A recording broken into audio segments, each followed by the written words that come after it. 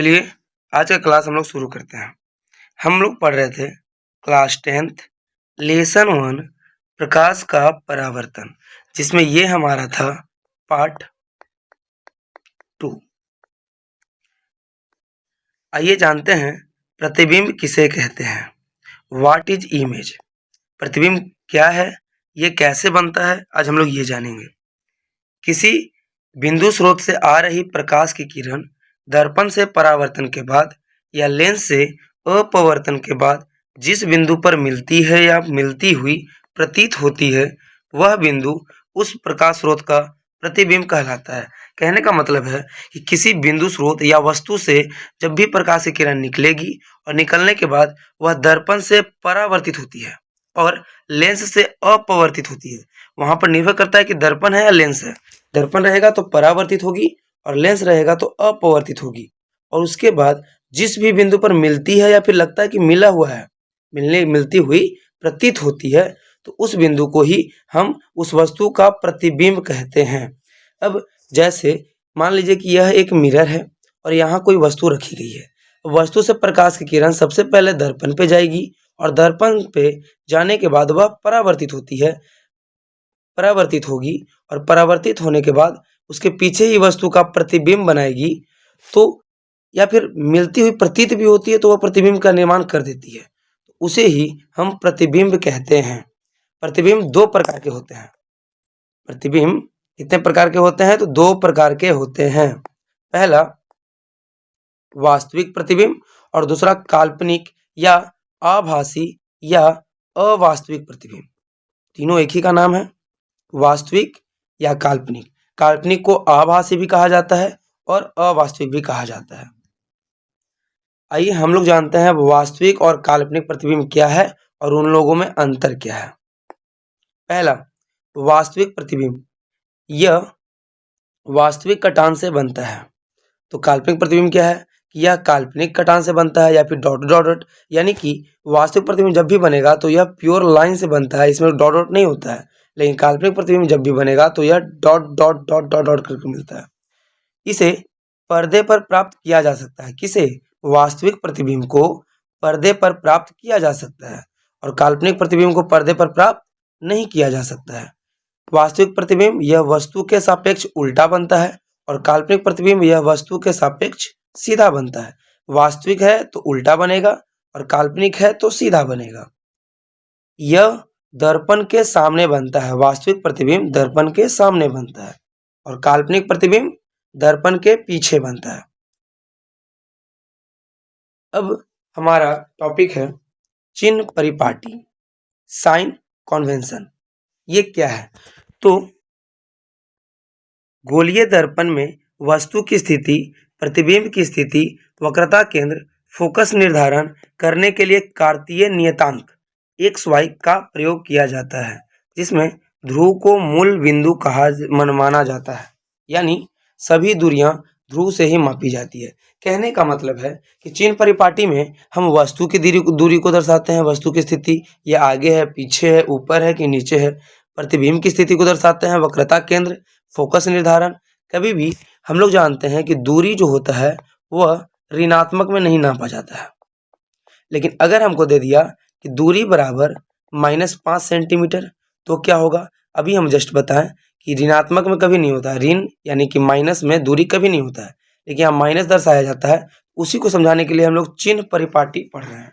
देखिए, एक ये हमारा एक्स अक्ष हुआ, एक्स अक्ष, ये हमारा हुआ वाई अक्ष। जहां इधर एक्स होता है, इधर एक्स होता है, इधर एक्स डैश होता है, ऊपर वाई होता है, नीचे वाई डैश होता है। जो ये बीच वाला बिंदु है, इसी को हम लोग यहाँ पर ध्रुव माने हैं। इसी को ध्रुव माना जाता है, जिसका मूल बिंदु होता है 0 0। अब ये कह रहा है, ये आप लोग मैथ में पढ़े होंगे कि इसके जस्ट आगे जाता है तो ये धनात्मक होता है। क्या होता है? धनात्मक, यानी कि पॉजिटिव होता है। इसके पहले जाता है तो वह ऋणात्मक होता है, निगेटिव होता है। ऊपर जाएगा तो भी पॉजिटिव होगा। और नीचे आएगा तो निगेटिव आएगा। यानी ध्रुव से जब आगे जाता है, ध्रुव से आगे की ओर जाता है तो वह पॉजिटिव, और ध्रुव से पीछे की ओर जाएगा तो वह निगेटिव। ध्रुव से ऊपर की ओर जाएगा तो पॉजिटिव, और ध्रुव से नीचे की ओर जाएगा तो भी निगेटिव। इसमें यही कह रहा है, जैसे हम अभी जस्ट बताएं कि दूरी अगर -5 सेंटीमीटर दे देगा तो क्या कहेंगे, तो -5 सेंटीमीटर कहने का मतलब है कि जो ध्रुव से है वह 5 आगे ना जा करके वह 5 सेंटीमीटर पीछे चल गया है। 5 सेंटीमीटर या 5 मीटर वह पीछे चला गया है। अगर रहता कि दूरी बराबर 10 मीटर, इसका मतलब है कि वह ध्रुव से 10 मीटर आगे गया है। तो दूरी को हमेशा माइनस आंसर आता है तो हम लोग माइनस नहीं लिखते, हम लोग सिर्फ ये लिखते हैं 5 सेंटीमीटर। लेकिन जो माइनस होता है वह दर्शाता है कि वह आगे जा रहा है कि पीछे जा रहा है, ऊपर जा रहा है कि नीचे जा रहा है। यही चिन्ह परिपाटी के माध्यम से हम लोग जानते हैं। इसलिए इसमें लिखा गया था कि गोलीय दर्पण में वस्तु की स्थिति, प्रतिबिंब की स्थिति, वक्रता केंद्र या फोकस को निर्धारण करने के लिए हम XY का प्रयोग करते हैं, जिसे ध्रुव को मूल बिंदु मानकर मापते हैं। यानी सभी दूरियां ध्रुव से ही मापी जाती हैं। ये अभी जो पॉइंट बना है ये आगे लिखा गया होगा।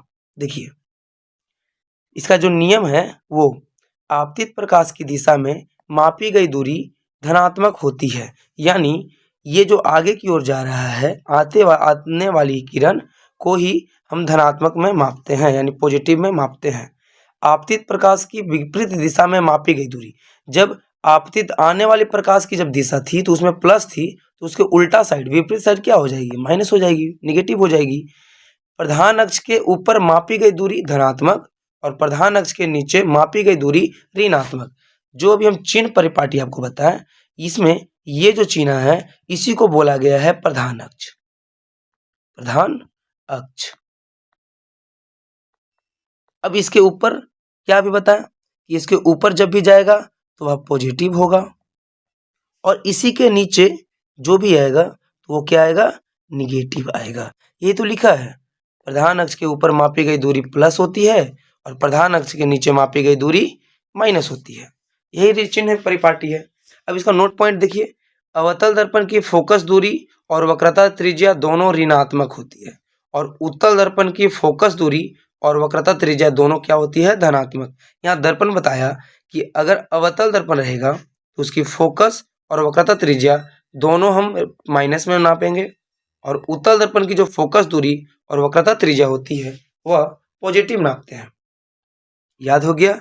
ऐसे देखिए ना कि 1 2 3 4 4 है, और 1 2 3 3 है, तो बड़ा है तो जाहिर सी बात इसको घटना चाहिए, तभी नहीं इक्वल होगा। तो घटने के लिए ये माइनस ले लेगा, और ये छोटा है तो बड़ा होना चाहिए, तो ये उसके लिए क्या करेगा, पॉजिटिव। हम बार बार बोले हैं, ट्रिक के लिए हम कोई भी विधि अपना सकते हैं, सही हो या गलत हो, हमको बस याद करने से मतलब है। कैसे याद हो पाता है, तो इस ट्रिक से याद हो जाएगा। अवतल 4 अक्षर का है, तो 4 अक्षर है, बड़ा है तो हम इसको छोटा चाहिए, तो इसमें जो फोकस दूरी होता है और वक्रता त्रिज्या होता है वह माइनस होगा। और उत्तल दर्पण जो छोटा होता है, 3 अक्षर का होता है, तो इसको हमको बढ़ाना है, इसके लिए हमको पॉजिटिव चाहिए। आवर्धन क्या है, व्हाट इज मैग्निफिकेशन। चलिए जानते हैं आवर्धन क्या है। तो आवर्धन प्रतिबिंब की ऊंचाई और वस्तु की ऊंचाई के अनुपात को आवर्धन कहते हैं। इसे एम द्वारा सूचित किया जाता है। यानी कहने का मतलब इसका सीधा फॉर्मूला पे आधारित होता है कि आवर्धन प्रतिबिंब की ऊंचाई और वस्तु की ऊंचाई के अनुपात, ये बटा हो गया, अनुपात को आवर्धन कहते हैं। प्रतिबिंब की ऊंचाई और बटा वस्तु की ऊंचाई। अब इसमें हम लोग प्रतिबिंब की ऊंचाई को h डैश मानते हैं और वस्तु की ऊंचाई को h मानते हैं, तो इसीलिए m बराबर h डैश बटा h।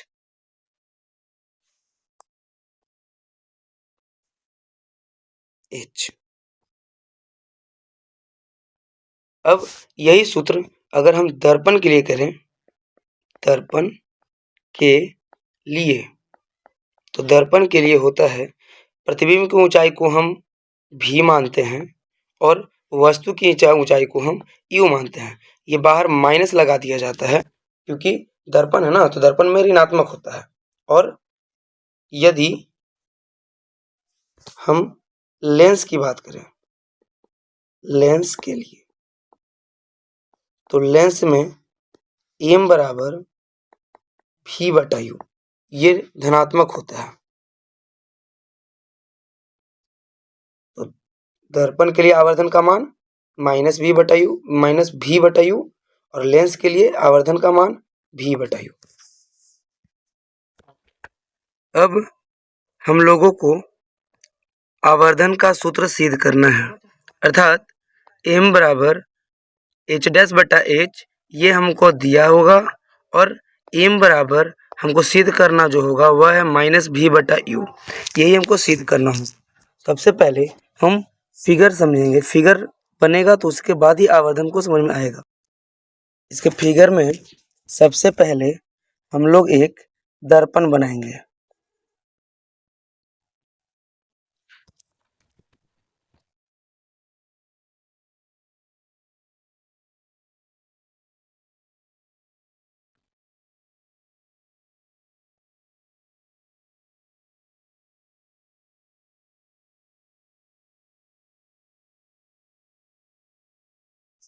इस पे एक प्रधान अक्ष का लकीर खींचेंगे। इसमें जो बिंदु यहाँ पर है उसे ध्रुव कहा जाता है P, यहाँ को बोला जाता है वक्रता केंद्र, और यहाँ पर होता है फोकस। कोई वस्तु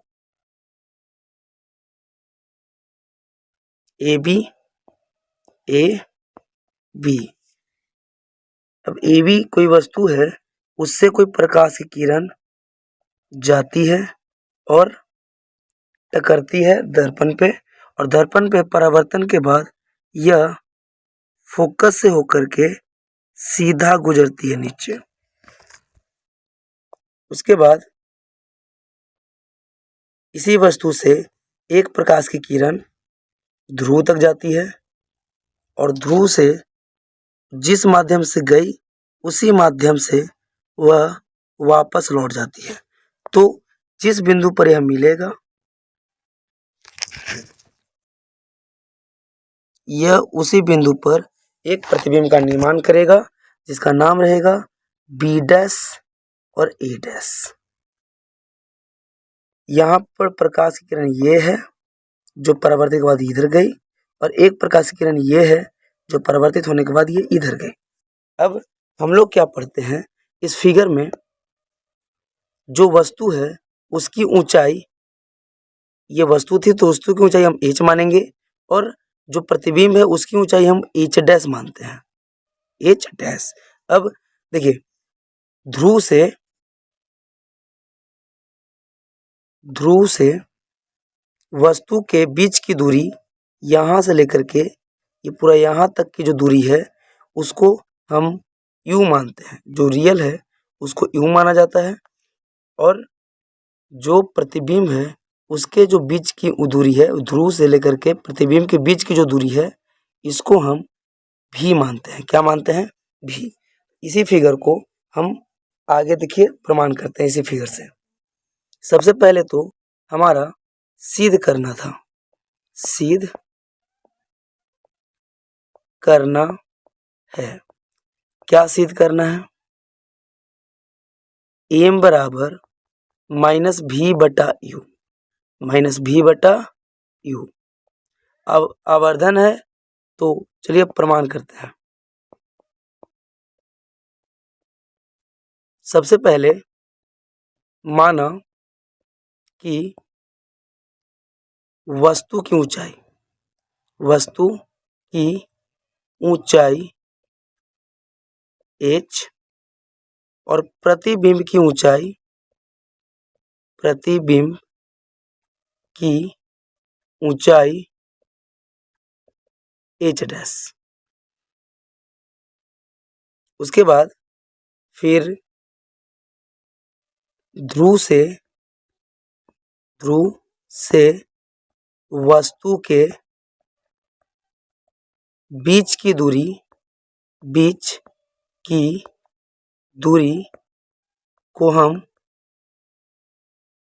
u मानते हैं और ध्रुव से प्रतिबिंब के बीच की दूरी को भी मानते हैं। आइए देखिए, अब हम लोग चलेंगे दो त्रिभुज में। अब समकोण त्रिभुज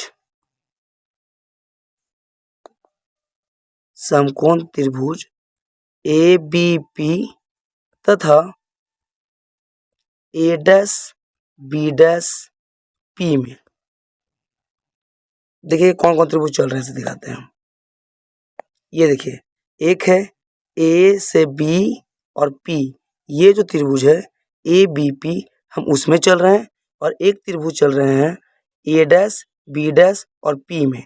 ये जो त्रिभुज दिख रहा है, एक ये जो प्रतिबिंब और ध्रुव के साथ मिलकर बना है वो हो गया A', B', P, और जो वस्तु और ध्रुव से जो मिलकर बना था त्रिभुज वह था A, B और P।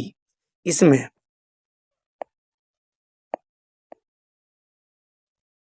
अब ये दोनों में हम यहाँ देख रहे हैं कि ये देखिए एंगल B है 90 डिग्री और एंगल B' 90 डिग्री है। ये एक एंगल हो गया, और दूसरा एंगल कि जिस एंगल से देखिए ये जा रही थी प्रकाश की किरण, उसी एंगल से वह वापस जा रही है, यानी इसका E जो कोण है, इसका यहाँ जो कोण है I और जो ये वाला कोण है R, ये आपस में बराबर होगा। और यहाँ पर 90 डिग्री है, यहाँ भी क्या है 90 डिग्री है। तो यही चीज़ यहाँ लिख देना है कि एंगल APB बराबर एंगल A', B' और P, यह आपस में बराबर है किससे? तो परावर्तन कोण से, परावर्तन के नियम से, परावर्तन के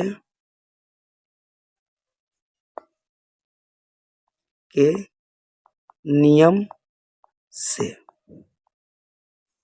और दूसरा जो है एंगल B बराबर था, यानी B को हम बीच में कर देंगे ABP, एंगल B', P, इसका क्या लिखेंगे?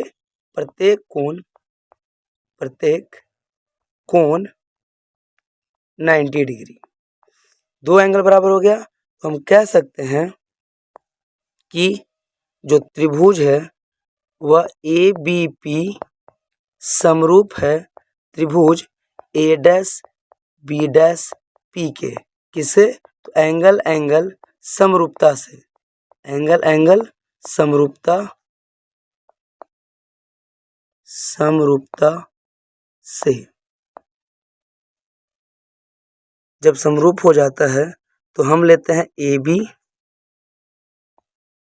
AB बटा, जब हम इसका AB लिए तो इसका भी A', B' लेंगे, A', और जब हम BP लेंगे, BP, तो इसका भी हम B', लेंगे, B', अब ये दोनों का मान हम फिगर में देखते हैं कि क्या लिए थे। यहाँ पर जो हम AB का मान लिए हैं, देखिए H है, और A', B' का जो वैल्यू लिए हैं वो H' है, और BP का जो वैल्यू लिए हैं वह U है, और जो B', P का वैल्यू है वह देखिए यहाँ V है। यानी AB का जो वैल्यू था वह H था, और A', B' का जो वैल्यू था वह H' है, और BP का जो वैल्यू है वह U है, और B', P का जो वैल्यू था वह V था। सबसे पहले हमको जो सिद्ध करना था, देखिए M बराबर हमको सिद्ध करना था -H' बटा H, माइनस नहीं था, और या फिर बताया था -V बटा U, तो यानी हमको H' ऊपर चाहिए। तो क्या करना है कि दोनों तरफ पलटने पर जैसे ही पलटेंगे तो यहाँ H' हो जाएगा, बटा में H हो जाएगा, यहाँ पर भी हो जाएगा, बटा में यू हो जाएगा। लेकिन अगर हम चिन्ह परिपाटी का यूज करेंगे, चिन्ह परिपाटी के प्रयोग से हम लोग जानते हैं कि कोई भी ये ध्रुव है, ध्रुव के जो ई साइड रहता है वह ऋणात्मक रहता था और जो आगे रहता था वो पॉजिटिव होता था। अगर हम ऊपर की बात करें तो पॉजिटिव और नीचे की बात करें तो निगेटिव। तो मेरा जो ये वस्तु है वह ऊपर की ओर है तो यह पॉजिटिव में जाएगा, और जो एच डैश है जो नीचे की ओर है तो वह निगेटिव की ओर जाएगा। और इधर यू का मान और भी का मान दोनों ये ध्रुव के बायां साइड है, यानी ये दोनों के दोनों ऋणात्मक होगा। तो हम लोग यहाँ पर लिखेंगे चिन्ह परिपाटी के प्रयोग से माइनस एच डैश बटा एच बटा एच बराबर भी ऋणात्मक था तो माइनस भी बटा में माइनस यू, माइनस से माइनस खत्म, तो मेरा सिद्ध हो गया माइनस एच डैश बटा एच डैश बटा एच बराबर भी बटा यू, यानी एच डैश बटा एच बराबर माइनस भी बटा यू। माइनस इधर का उधर चल गया। अब ये फॉर्मूला दिया गया था कि एम बराबर एच डैश बटा एच, यानी इसको हम लिख सकते हैं एम बराबर माइनस भी बटा यू। इस तरह से हमारा आवर्धन का सूत्र सिद्ध होता है। यह बहुत ही इम्पोर्टेंट क्वेश्चन है जो एग्जाम में 2 मार्क्स के लिए पूछे जाते हैं, तो इसे अति आवश्यक समझना है। ये मोस्ट VVI क्वेश्चन है।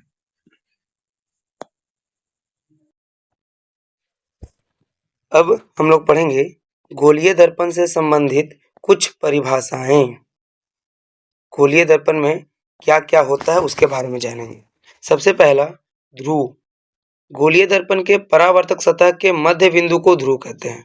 गोलीय दर्पण के जो परावर्तक सतह होगा उसके मध्य बिंदु को ध्रुव कहा जाता है, उसे P द्वारा सूचित किया जाता है। वक्रता केंद्र। गोलीय दर्पण जिस खोखले गोले का भाग होता है उसके केंद्र को वक्रता केंद्र कहते हैं, इसे C द्वारा सूचित किया जाता है। वक्रता त्रिज्या। गोलीय दर्पण में ध्रुव और वक्रता केंद्र को मिलाने वाली रेखा को वक्रता त्रिज्या कहते हैं, इसे R द्वारा सूचित किया जाता है। प्रधान अक्ष। ध्रुव तथा वक्रता केंद्र से होकर गुजरने वाली रेखा को प्रधान अक्ष कहते हैं। ध्रुव तथा वक्रता केंद्र से होकर गुजरने वाली रेखा को प्रधान अक्ष कहा जाता है। फोकस। प्रधान अक्ष के समानांतर आपतित प्रकाश की किरण दर्पण से परावर्तन के बाद प्रधान अक्ष के जिस बिंदु पर काटती है या काटती हुई प्रतीत होती है उसे फोकस कहा जाता है, उसे F द्वारा सूचित किया जाता है। फोकस दूरी। तो ध्रुव और फोकस के बीच की दूरी को फोकस दूरी कहते हैं। देखिए ये इतना परिभाषा हो गया। अब इसको हम फिगर के माध्यम से समझेंगे। इसके माध्यम से समझेंगे फिगर के माध्यम से। कह रहा है मान लीजिए कि यह एक गोलीय दर्पण है, इसके 2 भाग, एक अवतल और एक उत्तल मान लीजिए। तो इसके 2 भाग, इसका जो केंद्र होगा उसे ही हम लोग कहेंगे वक्रता केंद्र। वक्रता केंद्र। इसको अगर हम तोड़ें ऐसे,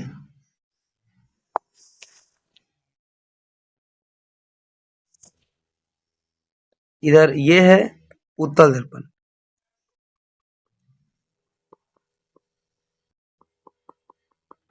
अब सबसे पहले तो बताया गया कि ध्रुव किसे कहते हैं। तो ये जो परावर्तक सतह है उसके मध्य बिंदु को, उसके मध्य बिंदु को ध्रुव कहा जाता है, यानी कि P कहा जाता है। और वक्रता केंद्र बता दिए कि इस खोखले गोले का ये जो केंद्र होता है उसे वक्रता केंद्र कहते हैं। तो चलिए ये यहाँ है, ये क्या हो गया वक्रता केंद्र, यानी कि C हो गया। वक्रता केंद्र को क्या बोला गया C। अब वक्रता केंद्र और ध्रुव को मिलाने वाली रेखा, वक्रता केंद्र और ध्रुव को जो मिलाने वाली रेखा है उसे हम प्रधान अक्ष कहते हैं। प्रधान अक्ष कहते हैं। यहां तक क्लियर हो गया। अब जो मेरा अगला था, देखिए ध्रुव क्लियर हो गया, वक्रता केंद्र क्लियर हो गया। वक्रता त्रिज्या किसे कहते हैं? तो वक्रता त्रिज्या ये जो केंद्र है और ध्रुव है उसके बीच की दूरी को वक्रता त्रिज्या कहा जाता है, यानी इसे आर द्वारा सूचित किया जाता है। यह वक्रता त्रिज्या हुआ। यहां तक समझ में आ गया। उसके बाद प्रधान अक्ष भी समझा दिए, फोकस और फोकस दूरी। तो फोकस कहता है कि जब प्रधान अक्ष के समानांतर कोई भी प्रकाश की किरण आती है और दर्पण से टकराने के बाद प्रधान अक्ष को जिस बिंदु पर काटती है उससे हम फोकस कहते हैं। क्या कहते हैं? फोकस, यानी एफ कहा जाता है। और ध्रुव और फोकस के बीच की दूरी को फोकस दूरी कहा जाता है, यानी छोटका एफ कहा जाता है। तो यही गोलीय दर्पण से जुड़ी हुई कुछ परिभाषाएं थे, जिसमें हम लोग पढ़ें ध्रुव, फिर पढ़ें प्रधान अक्ष, फिर पढ़ें वक्रता केंद्र, उसके बाद पढ़ाया गया वक्रता त्रिज्या,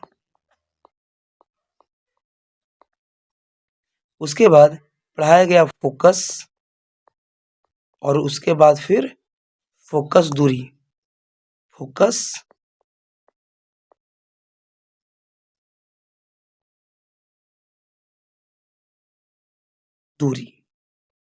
ध्रुव क्या बोला गया? परावर्तक के मध्य बिंदु को ध्रुव कहा जाता है, जिसे पी द्वारा सूचित किया जाता है।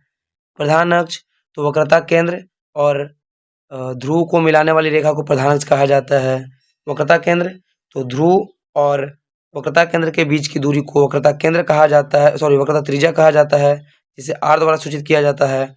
फोकस तो प्रधान अक्ष के समानांतर आती हुई प्रकाश की किरण दर्पण से परावर्तन के बाद या सतह से परावर्तन के बाद प्रधान अक्ष को जिस बिंदु पर काटती है उसे हम फोकस कहते हैं, यानी बड़ा एफ कहते हैं। और ध्रुव से फोकस के बीच की दूरी को हम फोकस दूरी कहते हैं।